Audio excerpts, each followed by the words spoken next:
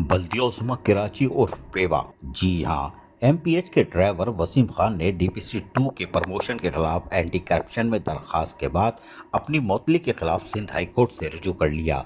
Sindh high court ने mayor Karachi, municipal commissioner बल्दियोज़मा कराची उर्फ पेवा, senior director HRM, senior director municipal services, director MPH and को anti corruption establishment south zone Karachi को 20 मई को ज़ाती तौर पर और वकील के तवस्सुस से हाजिर होने का नोटिस जारी कर दिया, जबकि इंक्वायरी ऑफिसर एंटी करप्शन ने अपनी रिपोर्ट डायरेक्टर एंटी करप्शन को पेश कर दी। इस तरह सीनियर डायरेक्टर एचआरएम ने वसीम खान की दरखास्त पर जुनैद रजा ड्राइवर को पहले से सब इंजीनियर और फिर डीपीसी-2 में असिस्टेंट इंजीनियर ग्रेड 16 के प्रमोशन को कैंसिल करने के लिए केस म्युनिसिपल कमिश्नर बल्दियोज़मा कराची और बेवा को मंजूरी के लिए भी रवाना कर दिया है।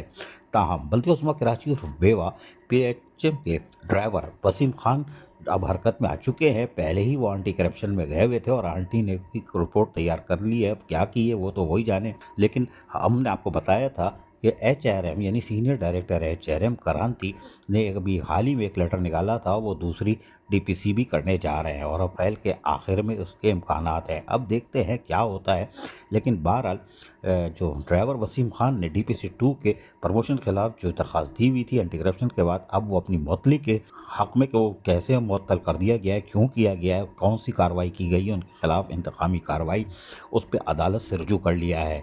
अब ये बात तो अदालत में ही खुलेगी। अजीज़ आरिफ, केबीएस बल्दियाती न्यूज़ कराची। ऐसी ही खूबसूरत वीडियोस फ्यूचर में हासिल करने के लिए रेड बटन पर क्लिक करके और बेल आइकॉन को प्रेस करके हम सबके सब्सक्राइबर बनना मत भूलिए।